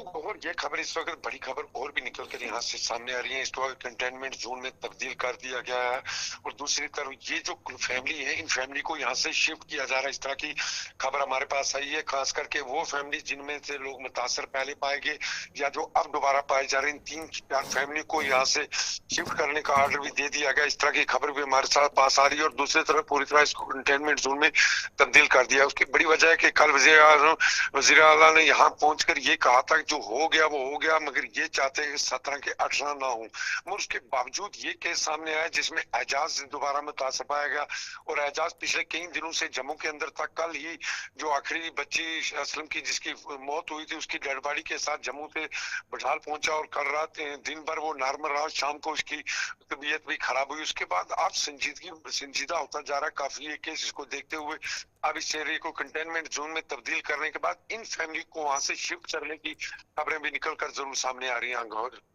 तो अभी ये जो पाबंदियां आयद कर दी गई हैं, क्या सर्वे होगा या अब बाहर के लोगों को अंदर आने की इजाज़त नहीं होगी, किस तरीके का है? क्या ये वैसे ही है जैसे कोविड में हम देखते थे कि इलाके को रेड जोन बना दिया जाता था, किसी को अंदर आने की इजाज़त नहीं होती थी, इंतज़ामिया खाने पीने की तमाम सहूलियतें अंदर ही भेजती थी, दवाइयाँ भेजती थी, जब तक कोई सूरत हाल बेहतर नहीं होती थी? बिल्कुल गौर वैसे ही सूरत हाल यहाँ भी नजर आ रही है, क्योंकि यहाँ ये देखा जा रहा है कि इस फैमिली से ही सभी लोग मुतासर पाए जा रहे हैं। उसके बाद यहाँ तक लगातार ये मामले बढ़ने ही शुरू हुए। इन चीजों सबको देखते हुए इंतजामिया की तरफ से पहले ही जो खाना पीना था इन फैमिली के लिए इंतजामिया की तरफ से तैयार किया जाता था। जो ये मुतासर फैमिली है इनको पहले ही इंतजामिया की तरफ से खाने पीने की अशिया भी फराहम की जाती है और जो भी चीजें वही बनाई जाती है। मगर अब जिस तरह ये कल जो एजाज अहमद जिससे मुतासर हुआ, ये असलम का भांजा है, इसका मतलब यही मान के चलें कि यही फैमिली दोबारा इसी में ज़ाद में आती जा रही है, जिसके चलते ये फैसला भी लिया गया कि इस एरिया कंटेनमेंट जोन भी तब्दील कर दिया गया और साथ में इन फैमिलियों को भी यहाँ से शिफ्ट करने की खबरें भी अब निकल कर सामने आ रही है। और जल्द ये इनको जो शिफ्ट करने वाली बात है, कहाँ पे इनको शिफ्ट कर रहे हैं? अस्पताल में ला रहे हैं, कहाँ पे ला रहे हैं? बिल्कुल, इनको जो मेरे पास खबर इस वक्त आ रही है कि इनको राजौरी हॉस्पिटल के किसी वार्ड में शिफ्ट किया जाएगा और इन पे निगाह रखी जाएगी, क्योंकि एक ही फैमिली से इस तरह के मामले क्यों निकलकर सामने आ रही है, खबरें मेरे पास। जमशीद मलिक, जरा ये भी बताइएगा, 17 लोगों की मौत 3 फैमिलीज के अंदर, अभी और लोग बचे हैं कुछ, कितने हैं, उनकी क्या कुछ पोजीशन है? और बिल्कुल अगर देखें हम इसकी डिटेल से अगर देखें 7 दिसंबर से लेकर अगर इस वक्त तक देखें तो 7 दिसंबर को फजल हुसैन के घर से जो मामला सामने आया, वहाँ उस घर के अंदर 6 आदमी थे जिसमें से 5 की मौत हुई और वहाँ फजल हुसैन की अहलिया बची। उसके बाद दूसरा मामला 13 दिसंबर को जब आया वो रफीक के घर से आया, उसके 3 बच्चे इसमें मुतासर हुए, 3 की मौत हो गई। उसके बाद में उसकी बीवी जो प्रेग्नेंट थी उसको राजौरी का लाया गया था, जहाँ वो भी उसकी भी मौत हो गई थी, उस तरह वहां भी वो अकेला आदमी बचा था। उसके बाद यहाँ असलम के घर में कुल मिलाकर देखा जाए तो 6 लोग हैं, 8 लोग हैं, 6 बच्चे और 2 मियाँ बीवी, 6 के 6 बच्चों की इनकी मौत होगी और असलम के घर के अंदर 2 बच्चे हैं जो मियाँ बीवी है। उसके बाद एक बुजुर्ग शख्स था जो दोनों मियाँ बीवी थे, उनकी मौत हो चुकी थी। और इस तरह इन घरों में अगर कुल मिलाकर देखें तो जो इस वक्त 3 से 4 लोग हैं। मगर अब जिस तरह ये मामला, जिस तरह असलम के भांजा भी इसमें मुतासर पाया गया, इसको देखते हुए ये फैसला लिया गया कि कहीं और आगे न इसको बढ़ाया जाए, बढ़ ना जाए इसी फैमिली के अंदर। इसको देखते हुए कंटेनमेंट जोन में तब्दील करके इन फैमिलियों को यहाँ से शिफ्ट करने का आर्डर भी दिए गए। जी बहुत शुक्रिया जमशीद मलिक हमारे साथ ज्वाइन करने के लिए। फिलहाल इतलात ये कि इंतजामिया मुतारिक है, सवाल ये है कि 2-3 घरों अच्छा, एजाज को पीजीआई चंडीगढ़ इस वक्त भेज दिया गया, ये भी अपडेट आ रहा है। चलिए जी, एजाज के हवाले से खबर है कि उन्हें पीजीआई चंडीगढ़ भेज दिया गया, क्योंकि कल वज़ीर आला भी इसको मॉनिटर कर रहे हैं, दाखिला वज़ीर इसको मॉनिटर कर रहे हैं, रियासत की आला सतही कमेटी बनाई गई है वो भी इसको देख रही है। लेकिन मौतों का न थमने वाला सिलसिला भी यहाँ पर जारी है और हमारी भी इस पर नज़र रहेगी, आपको अपडेट ज़रूर आगे भी किया जाएगा। जी आसिफ, चलिए आगे बढ़ते हैं, ज़रा श्रीनगर या सेंट्रल कश्मीर आपको लिए चलते हैं और उस पुल की ज़रा आपको फिर से कहानी बताते हैं जिस पर इसी साल जहां तक हमें याद है शुरुआत में भी एक स्टोरी चलाई और साल 2024 में भी शायद 1 दर्जन के करीब ऐसी स्टोरीज़ आप तक पहुंची मुख्तलिफ प्रोग्राम्स, डिबेट्स के ज़रिए, ग्राउंड रिपोर्ट के ज़रिए, जहाँ पर हमने ये दिखाने की कोशिश की और प्रोग्राम शहरनामा में भी कि एक अहम तरीन पुल जो एक बड़ी इलाके के 2 बड़े इलाकों को जोड़ने का काम करता, एक वसी आबादी इससे मुस्तफ़ीद होती। लेकिन आज के वक्त में भी श्रीनगर के अंदर नूरबाग सीमेंट ब्रिज या ये पुल जो एक अधूरे ख्वाब की तरह है, साल 2011 में जिस पुल पर काम शुरू हुआ 2025 जनवरी भी ख़त्म होने जा रहा है, अब एक और नई डेडलाइन तय कर दी गई है कि फरवरी के वस्त में जाकर ये पुल, जिसकी जब कभी तस्वीर आती है तो यही आती है, 14.5-15 बरस कंप्लीट हो गए हैं और जनवरी की जो डेडलाइन रखी गई थी 2024 में 2 डेडलाइंस पार हुई, फिर फाइनल डेडलाइन थी 2024 जनवरी।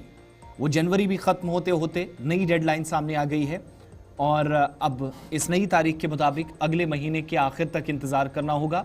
अगर ये पुल जुड़ता है तो ये जो सरकार के ख़जाने से तकरीबन 9.68 करोड़ रुपए खर्च किए जा रहे हैं, 15 बरसों की तवील मुद्दत के बाद वो जो देरीना ख्वाब है एक बड़ी आबादी का, वो पूरा होगा। लेकिन मकामी इंतज़ामिया को लेकर, सूबाई इंतज़ामिया को लेकर, कंस्ट्रक्शन कंपनी को लेकर, अथॉरिटीज़ पर, हुकूमती इदारों पर सवालात काफ़ी ज़्यादा हैं, क्योंकि जिस सुस्त रवि से जो गर्मी और सरमा के ये जो सारे दौर देखे इस पुल ने, 15 बरस ऐसे ही गुजर गए लेकिन पुल मुकम्मल ना हो सका। इरफान फाजिल श्रीनगर से हमें ज्वाइन कर रहे हैं। इरफान, क्या मज़ीद तफसीलात हैं आपके पास? बहुत बहुत शुक्रिया आसिफ साहब। गौर साहब, जहां तक 4 साल का वक्त और 14 साल गुजर चुके हैं, मैं तो कहूँगा वर्ल्ड ऑफ वंडर है। अब ये अजूबा बन चुका है और आए रोज हम भी हैरान होते हैं कि आखिरकार किस तरह की खबरें हैं, किस तरह के मामलात हैं। एक साइड से रिहेबिलिटेशन के मामलात है शॉपकीपर्स को लेकर, जिसको डिविजनल कमिश्नर के साथ जी हाँ जोड़ा गया है और उसका काम भी कर रहे हैं, उस पर देख रहे हैं कि इसको किस तरीके से रिहेबिलिट किया जाएगा। दूसरे साइड से जो डेडलाइन है वो क्रॉस भी हो रही है, यानी 14 साल गुजर गए, धीरे धीरे अब जनवरी और जनवरी के साथ साथ अब एक नया डेट फरवरी के माह को लेकर 9.6 करोड़ जो है कंस्ट्रक्शन पे खर्चे किए गए हैं। मुझे याद है कि लास्ट टाइम मैं और मेरा कैमरा पर्सन समीर वानी इस पुल को कवर करने गया था, यकीन मानिए हम बाल बाल बच गए। अब यकीन मानिए एकदम से फिसलन वो फिसल गया और पट्टी फिसल गई और हम वाले थे, ये हमें मालूम नहीं पड़ा था कि वो काम जो है वो कितना कंप्लीट हो चुका है। दूसरे साइड से अगर देखा जाए ट्रैफिक जैम के तो बहुत मामले हैं, और ट्रैफिक जैम के साथ साथ सबसे बड़ी बात वहां पेशेंट जो है, खास तौर पर जो एम्बुलेंस में सफर करते हैं, जिनको नूरबाग कमरवारी से सोवरा इंस्टीट्यूट जाना है, और सोवरा इंस्टीट्यूट जाने के लिए जब जैम होता है तो this is called a life threatening simply indication, यानी मरने का खतरा है। अगर ट्रैफिक जैम हो गया, गाड़ी नहीं चलेगी, इसके जो वहां पे वो ट्रैफिक जैम स्टक हो जाता है तो पेशेंट कब मर जाएगा वो पता नहीं चलेगा। वो बिल्कुल भी एक नई, मैं कहूंगा एक नई खबर होगी। दूसरे जानिब अगर हम डिपार्टमेंट के एंड से बात करेंगे, डिपार्टमेंट ने कई सारे एक्सक्यूजेस दिए हैं, कई सारे आज तक वो डिलेमा कियोस कंफ्यूजन में रहे, वेदर टेम्परेचर सूटेबल नहीं है जी, अब इसको अगर खोला जाएगा तो विदाउट मैग्नेमाइजेशन, उसके बाद जब मौसम ठीक होगा तो फिर हम मैग्नेमाइज इसको करेंगे। आप देख लीजिए, ये तो अब दुनिया का एक और मैं कहूंगा 9th अजूबा बन चुका है, 7 to 8 and this is called 9th and people are really suffering. लोगों का मानना है 4 साल का एस्टिमेट है। मुझे याद है एलजी साहब ने लास्ट टाइम कहा था कि बहुत जल्द इसकी इनॉग्रेशन होगी, और जब वो कश्मीर में ही थे, मगर वो वक्त भी गुजर चुका और आप धीरे धीरे नया साल और नए साल के साथ साथ जनवरी फरवरी का महीना, but still things are lying under process. Deputy commissioner भी अभी दौरे पर गए थे, उन्होंने भी कहा कि फरवरी के माह के एंड के हफ्ते में ये मुकम्मल किया जाएगा और लोगों की बहाली के लिए खोल दिया जाएगा। Let's hope for the best. और देखने वाली बात होगी ये क्वेश्चन मार्क कब हटेगा और हमारे पास एक टिक आएगी। ये तवारीखी पुल है जी, दरअसल नूरजहान इसका नाम पूरा था, नूरजहान ब्रिज इसको कहा जाता है, जिसे अब कमरवारी ब्रिज हम कहते हैं। लेकिन इसको हुकूमती इदारों ने जब हाथ में लिया था, सेंक्शन इसकी साल 2010 में कर दी गई थी, 2011 में प्रोजेक्ट वर्क पर काम शुरू किया गया और डेडलाइन दे दी गई कि 4 साल के अंदर अंदर इस ब्रिज को हम वो थ्रू कर देंगे जी चलने के लिए। डेडलाइन फिर बढ़ा दी गई 2014, फिर एक और डेडलाइन बढ़ा दी गई मार्च 2017, फिर एक और डेडलाइन बढ़ा दी गई 2018 दिसंबर, फिर मई 2024 एक और डेडलाइन बढ़ा दी गई, और फिर डिप्टी कमिश्नर जो श्रीनगर के हैं डॉक्टर बिलाल मोहिउद्दीन साहब, अब उन्होंने कहा था कि अगस्त 2024 में इसको कंप्लीट किया जाएगा, नहीं हो पाया। फिर अक्टूबर 25 इसका डेडलाइन दे दी गई है। लेटेस्ट होप सो कि अब ये बने। तवारीखी ब्रिज है जी, नूरबाग ब्रिज, जिसे आप नूरबाग कमरवारी सीमेंट ब्रिज भी कहते हैं, और दरअसल इसका पूरा नाम जो है वो नूरजहान ब्रिज एक ज़माने में था, और काफ़ी इम्पॉर्टेंट ये प्ले करता है एंटायर डाउनटाउन को सिविल लाइन एरिया के साथ जोड़ने में। और जैसे कि इरफान बता रहे थे कि अगर आपने SMHS अस्पताल आना है तो उसके लिए भी एक दूसरा रास्ता ये है, अगर आपने सोरा जाना है, अगर HMT के लोगों को सोरा जाना, तो ये वाला रास्ता बड़ा इंपॉर्टेंट होता था। यहाँ बड़गाम से कुछ लोग हाईवे से क्रॉस करते, यहाँ से निकलते थे, तो ये बहुत सारी चीज़ें थी। लेकिन न जाने क्यों हुकूमती इदारे सुस्त रफ्तारी से यहाँ पर ये काम कर रहे हैं और मुसलसल ये सूरत हाल इस तरीके की यहाँ पर बनी हुई है। लेनी है, छोड़ दें।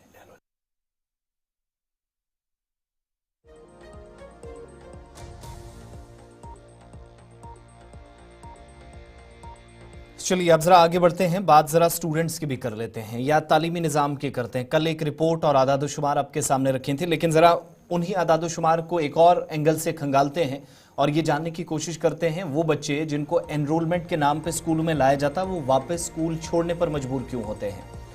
आदादोशुमार ये जो फिगर्स हैं वो कुछ इस तरीके से हैं, जो सूरत हाल इस वक्त बिल्कुल भी एडमिनिस्ट्रेटिव पार्ट पर जितने लोग काम करते हैं, कंसर्न मिनिस्ट्री हैं, हुकूमत हैं, इदारे हैं, लेफ्टिनेंट गवर्नर एडमिनिस्ट्रेशन है, किसी को भी ये फेवर नहीं करेंगे। बच्चों के स्कूल छोड़ने का जो सिलसिला है वो साल 2024 के आखिर तक जारी रहा और इसकी तस्दीक खुद इदारे करते हैं, सरकार की इंस्टीट्यूशंस करते हैं। 10वीं तक जो बच्चे स्कूल छोड़ते हैं या छोड़ा जिन्होंने, 17% के आसपास इनकी तादाद बनती है, और 12th क्लास तक पहुंचते पहुंचते जिन्होंने स्कूल छोड़ना मुनासिब समझा या ज़रूरी समझा, उनकी परसेंटेज भी तकरीबन 12% के आसपास पहुंच गई, जिससे पूरे एजुकेशन डिपार्टमेंट पर, पूरे सिस्टम पर सवाल खड़े हो गए हैं। ऑफिशियल डेटा यह भी बताता है कि प्राइमरी एजुकेशन रेट इस वक्त 83% के आसपास है, जबकि सीनियर सेकेंडरी लेवल पर 89% या 88.5% के आसपास। लेकिन डॉक्यूमेंट्स इस बात की तरफ भी इशारा कर रहे हैं कि जहां 46,000 जो आउट ऑफ स्कूल चिल्ड्रन थे, जो स्कूलों की तरफ वापस नहीं लाए जा सके थे, उनको वापस लाया गया, जो अपने आप में बड़ी कामयाबी है अथॉरिटीज की। लेकिन जो बच्चे स्कूलों की तरफ वापस लाए जाते हैं वो छोड़ते क्यों हैं, जरा इस पर मजीद बात करेंगे। शिल्पा शर्मा हमारे साथ हैं। शिल्पा, ऑफिशियल डॉक्यूमेंट्स ये तो बता रहे हैं कि कितने लोगों ने ज्वाइन किया, कितने लोगों की तरफ से स्कूल छोड़ा गया, पर्टिकुलरली इसमें 10th और 12th के बच्चे ज्यादा हैं। इसके पीछे की वजूहात मालूम करने की कोशिश हमने की है। अथॉरिटीज का टेक इस पर क्या है? ऑफिशियल डॉक्यूमेंट किस चीज की तरफ इशारा कर रहा है, क्या आइडेंटिफिकेशन हो रही है? जी बिल्कुल, देखिए जिस प्रकार से ये आंकड़ा सामने आया है ये बेहद ही चिंताजनक ये आंकड़ा है, क्योंकि जिस प्रकार से आपने कहा प्राइमरी लेवल की, यानी कि प्राइमरी लेवल तक बात करें तो 17% स्टूडेंट्स जो है वो स्कूल छोड़ रही हैं, साथ ही साथ 12% जो कि सेकेंडरी लेवल तक जो है वो स्कूल छोड़ते हुए नजर आ रही हैं। तो 46,000 स्टूडेंट्स ऐसे हैं जिन्हें जो है वो बाहर से लाया जा रहा है और स्कूल सिस्टम में जो है वो एड ऑन किया जा रहा है। देखिए अब ये बताया जा रहा है, जिस प्रकार से सोर्सेज की माने तो ये कहा जा रहा है कि जो ट्राइबल एरियाज है, रिमोट एरियाज है, रूरल एरियाज है, वहां पर बच्चे जो है वो ज्यादातर ड्रॉप आउट जो है वो करते हुए नजर आ रही हैं, यानी कि वो पढ़ाई में दिलचस्पी जो है वो नहीं ली जा रही है। देखिए एक कंडीशन यहाँ पर ये भी बताई जा रही है कि कई यानी कि पेरेंट्स ऐसे हैं जो कि फीस नहीं भर पा रहे हैं, जिसके चलते वो अपने बच्चे को जो है वो स्कूल नहीं भेज रही हैं। फाइनेंशियल प्रॉब्लम आ रही है जिसके चलते बच्चों को काम करना पड़ रहा है और कहीं ना कहीं स्कूल से जो है वो ड्रॉप आउट करना पड़ रहा है। ये रीजन भी बताया जा रहा है। लेकिन देखिए बड़े सवाल ये है कि क्या एजुकेशन डिपार्टमेंट में फैसिलिटी नहीं है? तो इसको लेकर अगर मैं बात करूं तो जिस प्रकार से आप देखेंगे कहीं ना कहीं वोकेशनल एजुकेशन जो कि इंट्रोड्यूस किया गया 804 स्कूल्स में जो है वो इंट्रोड्यूस किया गया और 2023 और 2024 तक ये करीबन जो है वो 1067 स्कूल तक ये पहुंचा है और करीबन 1.25 लाख स्टूडेंट्स ने जो है वो इसका बेनिफिट उठाया है। उसके बाद आप देखिए एजुकेशन को और भी ज्यादा उसकी क्वालिटी को इंप्रूव करने के लिए एजुकेशन डिपार्टमेंट के द्वारा 3000 ICT CL लेबोरेटरीज जो है वो एस्टेब्लिश किए गए। उसके बाद 834 ICT लेबोरेटरीज, 1352 स्मार्ट क्लासरूम जो है वो 2023 और 2024 में जो है यानी कि एस्टेब्लिश किए गए, वहां पे लाए गए ताकि बच्चे जो है वो आसानी से जो है वो पढ़ाई कर सके और उन्हें जो है वो स्मार्ट क्लासरूम भी मिल सके। लेकिन आप देखिए कि जो ये आंकड़ा सामने आया है जहां पे लगातार बच्चे ड्रॉप आउट कर रहे हैं, तो कहीं ना कहीं कारण जिस प्रकार से मैंने कहा कि रूरल एरियाज या फिर जो ट्राइबल एरियाज है, रिमोट एरिया से यहाँ से ज्यादातर बच्चे जो है वो ड्रॉप आउट करते हुए नजर आ रहे हैं। एक कारण बुनियादी वजह शिल्पा क्या है कि ये बच्चे despite the efforts made by education department बच्चे ड्रॉप आउट कर रहे हैं? क्या घर की फाइनेंशियल पोजीशन मजबूत नहीं है या कुछ और वजह है जिस पर इमीडिएटली फोकस करने की जरूरत है? देखिए पहला कारण ये है कि कहीं ना कहीं फैमिली में यानी कि फाइनेंशियल प्रॉब्लम्स आ रही है, पेरेंट जो है वो फीस अफोर्ड नहीं कर पा रहे हैं जिसके चलते बच्चों को ड्रॉप आउट करना पड़ रहा है, यानी कि उन्हें अपने परिवार को जो है पालने के लिए जो है वो रोजी रोटी कमानी पड़ रही है। एक रीजन ये है। दूसरा कारण ये है कि बच्चे कहीं ना कहीं टीचर को समझ नहीं पा रहे, जो टीचर पढ़ा रहा है उसे कहीं ना कहीं वो समझ नहीं पा रहे, अडॉप्ट नहीं कर पा रही है। और ज्यादातर जो कारण बताया गया है कि लंच ब्रेक में यानी कि पीरियड्स अगर लग भी रहे हैं, क्लासरूम लग भी रही है, क्लास लग भी रहे हैं, तो कहीं ना कहीं बच्चे जो है वो बाहर घूमते हुए नजर आ रहे हैं। तो ये कारण है, तमाम ये सब कारण बताए जा रहे हैं कि कहीं ना कहीं ये आंकड़ा बढ़ रहा है जिसके चलते बच्चे जो है वो ड्रॉप आउट कर रहे हैं और आगे की वो शिक्षा प्राप्त नहीं कर रही है। 9th और साथ ही साथ 10th की अगर मैं बात करूं, 9th 8th 10th यानी कि यहाँ तक जो है वो बच्चे पढ़ रहे हैं, उसके बाद ये ड्रॉप आउट करना जो है वो शुरू कर रहे हैं। बहुत शुक्रिया शिल्पा, हमारे साथ डिटेल शेयर कर रही थी। तकरीबन 46,000 बच्चों को स्कूली निज़ाम में शामिल किया गया, लेकिन 10वीं तक 17%, 12वीं तक 12% ऐसे बच्चे जो आज स्कूल तर्क कर गए हैं। खबरों पर यहाँ ब्रेक लगाते हैं, कॉलर्स की तरफ चलेंगे। आप लोगों की कॉल्स आना शुरू हो गई हैं, कॉल करें, कम वक्त लें, टीवी की आवाज़ बंद कर लें और चलते चलते आपको वेदर अपडेट से भी ज़रा आगाह करेंगे। फर्स्ट कॉलर हमारे साथ लाइन पे इस वक्त इंतजार कर रहे हैं, अपना नाम बताइएगा, कहाँ से? अस्सलाम वालेकुम। वालेकुम अस्सलाम। गौर साहब अच्छा से हम ब्रोस की गुजारिश करमत हुकुम करिवाज क्या होस आरोज करूस तनकू गति तनका हो जेके आयस बंद अल्लाह ताला करे और हम हजरा इंसानियत जेके आयु किस मामले छु ऑलरेडी हुकूमत किस नोटिस अंदर अन्ना आमुद की वारियन मुलाजिमन यम डिप्यूट करमित बाकियन महकमन अंदर जेके आई जम्मू कश्मीर इंडस्ट्री पे तिहुंद तनख्वाह गोस वागुजार गछुन। मुझे उम्मीद है कि डिप्टी सीएम साहब भी इस मामले की ओर तवज्जो दें कि बहुत सारे एम्प्लॉयज की सैलरियां नहीं आई हैं और लगातार ये शिकायत आ रही है। गवर्नर साहब अर्ज बुझो तुई जी ये बड़ बड़ अफसर छना अहन सो तनख्वाह न्यू तमो पानस मई ति जून ति जुलाई मगर अस वन तुम छुन पोसे पानस न्यू यह अल्लाह ताला पे वाक़ा। चलो मुझे उम्मीद है कि डिप्टी सीएम साहब भी इस मामले की ओर देखेंगे। मई जून जुलाई की सैलरियां अभी तक नहीं मिल रही हैं और किस तरीके से निज़ाम चलेगा। इंडस्ट्रीज डिपार्टमेंट का मामला और लेटेस्ट होप सो कि डिप्टी सीएम साहब काफ़ी वोकल है, इस पूरे मामले पर नज़र रखते हैं, इस मामले को भी जल्दी से हल किया जाए ताकि मुलाजमीन जो डेप्टेशन पर अदर डिपार्टमेंट्स पर है उन्हें कहीं ना कहीं ये सैलरियाँ मिल जाएँ। एक और कॉलर हमारे साथ है जी। हेलो जी वालेकुम अस्सलाम। निसार अहमद इस्लामाबाद पे जी निसार साहब और ग्रेजुएट कर पारो सेंट्रल गवर्नमेंट 2024 बजट हो तथ में इंक्रीज तमो जी सेंट्रल गवर्नमेंट न्यू लेकिन स्टेट यूटी गवर्नमेंट वन आर्डर कोर्मुत वरी डोड़ वरी गो वन तथ आर्डर नेरान तो रिटायरिंग गसान तम प्रेनसी पे पकान तम इंक्रीज निवान कह तो ये तिल तो ये मामले इन ताकि मसले गए हल। बहुत शुक्रिया आपकी कॉल का प्रोग्राम में ज्वाइन करने के लिए। नेक्स्ट कॉलर हमारे साथ। हेलो हेलो जी नाम बताइएगा, कहाँ से? हम जनाब अहमदनगर हुजैफाबाद है जी बताएं। जनाब क्या ये तारीख पाइप नलक पाइप त्रा 6-7 वरी लड़ान वो त्रा सारे पाइप मगर आज कनेक्शन वो अहमदनगर पे 5 पे अहमदनगर तान मेन सह मेन वन कह आव दाद गई परेशान बच गई बीमार पेवान नीलस क्या आब पेवान हुजैफाबाद पे तरुन क्या इलाही बाग या पेवान अहमदनगर गो आबस मगर पाइप वाइप त्रा नलक मगर मेन कनेक्शन सह कहें हुजैफाबाद कर गुजारिश MLA साहब सागर साहब MLA साहब यपर कहें मुतलिक हुकाम तक कत वाजी। चलो सटा शुक्रिया इस कॉल करने बहुत शुक्रिया। एक और कॉलर है जी हमारे साथ, देखते हैं कि कौन कॉलर है। टीवी की आवाज बंद करें ताकि इको ना आए और क्लियरली आपकी आवाज आ पाए। हेलो अस्सलाम वालेकुम जी वालेकुम सलाम जी डगा माला चौधरी बाग पे चौधरी बाग ये कहते हैं गो ये रहनावारी अंदर की अच्छा रहनावारी श्रीनगर पे आनज सड़कन हालात सठा खराब। अच्छा जी गई लगभग 8-9 वरी इथे पे सड़कन MLA साहब यप तनवीर सादिक साहब बने ओत्र मगर ये कम गसान।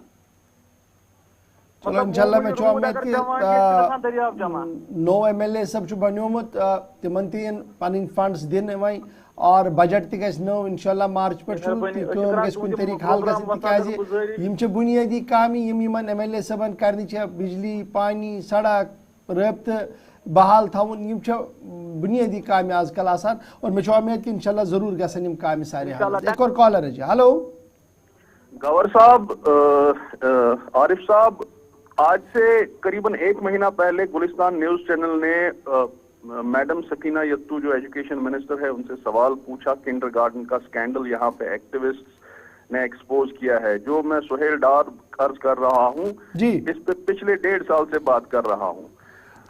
कोई मुझे नहीं लगता कि कोई ऐसी कार्रवाई हुई या कोई उसमें इन्वेस्टिगेशन हुई जिससे पता चले ये स्कैंडल है या नहीं है। कागज तो हमारे पास सब हैं, आए दिन मैं आपकी चैनल पे बोलता रहता हूं, आपने भी सवाल किया ऐसा क्या है कि इस पे कार्रवाई नहीं हो रही है। Number 1। Number 2 school education act में अमेंडमेंट की गई 8A लाया गया रूल 2020 में जिसमें कहा गया जो किंडरगार्टन स्कूल्स हैं वहां के जो बच्चे हैं उनको बुक्स की कोई जरूरत नहीं है, उनको 1 या 2 नोटबुक्स दें। आप मेरे फेसबुक वॉल पे देखें, कहीं किसी पेरेंट से पूछें, उनसे पूछे आपने बुक सेट कितने का लाएगा, वो बोलेंगे 5000 का।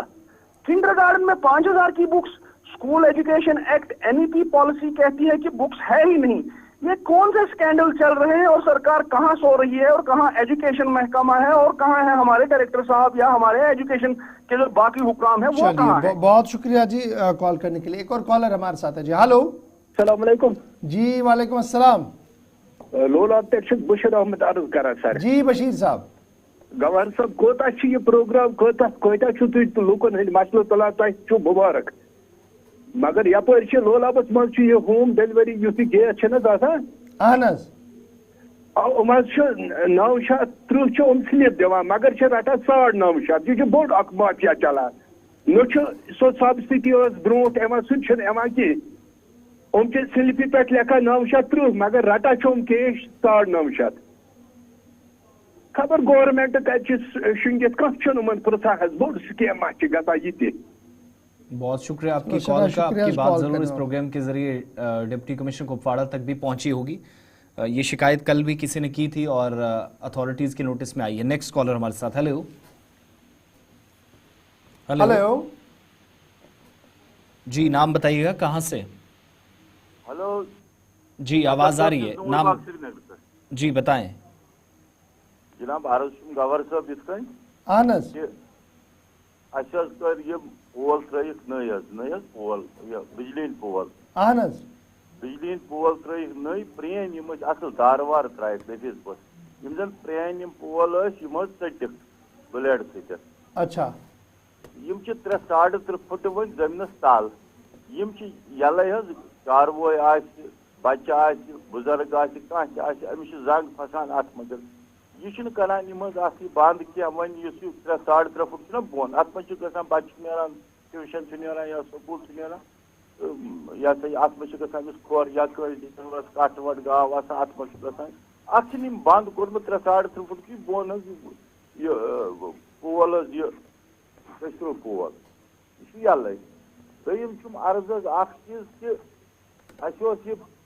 त्रावान ोट अत मज फुटपाथ पे पटरी पे वन लजिक अत स्मार्ट सिटी अत वो द्रामुन वो करो दपोक लागो पन्न पोस महल वालों थो अत त्रो डस्टबिन बनावो अत यह दिवान अत बना न बना न पान दिवान वो दूर डस्टबिन थमत दुकानदार ब्रो तम दुकानदार दिवान तथ मज कूड़ कर क्या पत म्यूनसिपलिटी नफर तुल है काकरोब दिवान द्रावो तो त्रावो कत न गाड़िया मेहरबानी। सड़ा शुक्रिया इस कॉल करने बाबत। चलिए जी एक और कॉलर ले लेते हैं जी। हेलो अस्सलाम वालेकुम। वालेकुम सलाम। जनाब अर्ज इलाही बाग पे अब्दुल सलाम जी। अब्दुल सलाम सर अहन कॉर्पोरेशन मुलाजिम ओठस मज कोर्मुत गोल्डन हैंडशेक गोल्डन हैंडशेक वन तम 6 पे कमीशन एरियर बकाया गई पतिम 17 वरी 15 वरी पत पकान लेखान लास्टस है तुम करो सा यह तुम MD एग्रो इंडस्ट्रीज सह दपान है ना बह कन जनाब मेहरबानी कर। सड़ा शुक्रिया इस कॉल कर। लास्ट कॉल लेती है आज के प्रोग्राम के। हेलो हेलो हेलो हेलो अस्सलाम वालेकुम जी। वालेकुम सलाम। हाँ छताबल पे जी छताबल पे अहन योर मीटर स्मार्ट मीटर लगत ब्या गली पतली पर मैरिज हॉल अपर इंस्पेक्टर थोमुत अपर डेरक हटेशन तार अपर शाम मीटर चलान कहें अपर दोहस रात लंज लगित बे अड़न प्रेन मीटर तम सोद ऑन स्पॉट कर चूर अस यूत इंस्पेक्टर जरूरत क्या ना लान मेन जरूरत क्या अक साइड आराम थवान बेक साइड गरीबन करान जुल्म बरान 3.5 सास दप तूत वातान बरान मगर यह गो ना जुल्म अक साइड रोजान कहें बेक साइड वन ना लागन स्मार्ट मीटर ये लागन तेल लागन चपर मगर अस तुल हटेशन तार अपर दोहस रात सोद हीटर गरन मज खुदायस पथन बहुत बहुत शुक्रिया जी आप सबका हमारे साथ ज्वाइन करने के लिए, अपनी बात रखने के लिए। ये गुस्सा नहीं है, ये मजबूरियां हैं लोगों की, ये परेशानियां हैं लोगों की जो वो हमारी चैनल के ज़रिए से आप तक यानी हुकूमत तक पहुंचाने की कोशिश करते हैं। हमारी कोशिश रहती है कि इन मसाइल मामलात पर आप गुफ्तगू कर रहे हैं, यह हुकूमती इदारों के गोशगुजार हो जाए, मसला किसी तरीके से हल हो। हम कितना कामयाब होते हैं इसमें, इसका फ़ैसला आप करते हैं, आपका प्यार करता है। जब हम मुसलसल इस प्रोग्राम के ज़रिए से अपनी आवाज़ उठाते हैं, वहाँ पर हमें इस बात का एहसास होता है कि कहीं ना कहीं अगर 100 नहीं तो 30-40% कहीं ना कहीं लोगों के मसाइल को सुना भी जाता है और काम भी होता है। तो उम्मीद है कि आज के मामला भी हुकूमती नोट्स में आएंगे। तो फटाफट से वेदर अपडेट पर चलते हैं जी। मौसम का मिजाज मनफी 0.6 डिग्री। रात का दर्जा हरारत श्रीनगर का रहा है। काजीगुंड के अंदर मनफी 1.6 डिग्री सेल्सियस रिकॉर्ड किया गया। जिला कुपवारा के अंदर मनफी 0.8 डिग्री रिकॉर्ड किया गया। पहलगाम के अंदर मनफी 4.2 डिग्री और गांधरबल सबसे सर्द तरीन इलाका जहां पर मनफी 8.5 डिग्री सेल्सियस रिकॉर्ड रात का दर्जा हरारत किया गया है। बांडीपुरा आएंगे तो मनफी 4.0 डिग्री सेल्सियस रिकॉर्ड किया गया है। बारामूला के अंदर मनफी 1.5, पुलवामा मनफी 1.5 और इसी तरीके से बडगाम के अंदर मनफी 0.9 और शोपियां मनफी 1.7 डिग्री सेल्सियस रिकॉर्ड किया गया। तो गांधरबल सर्द तरीन इलाका। जम्मू आते हैं तो जम्मू में रात का दर्जा हरारत रिकॉर्ड किया गया 7.5 डिग्री। आज दिन में धूप होगी। सांबा के अंदर 3.8 डिग्री। आज बादल और धूप एक साथ आपको नजर आएंगे। डोडा के अंदर 11 डिग्री रिकॉर्ड किया गया रात का दर्जा हरारत। मिला जुला रद्दअमल रहेगा पूरे दिन में। रामबन के अंदर खिली धूप रहेगी 6.0 डिग्री सेल्सियस रिकॉर्ड किया गया। किश्तवाड़ के अंदर 2.7 डिग्री सेल्सियस रिकॉर्ड किया गया और आज दिन में पूरी धूप रहेगी। जम्मू की बात चल रही है तो उधमपुर मनफी 4.1 डिग्री यानी सर्द तरीन इलाका है। पुंछ के अंदर भी मनफी 5.9 आज बारिशों का इम्कान है। लेकिन लद्दाख आते आते करगिल सूरत हाल यह है कि करगिल के अंदर मनफी 10.3 डिग्री सेल्सियस रिकॉर्ड किया गया है। रात का दर्जा हरारत लेह के अंदर मनफी 9.9 डिग्री सेल्सियस रिकॉर्ड किया गया।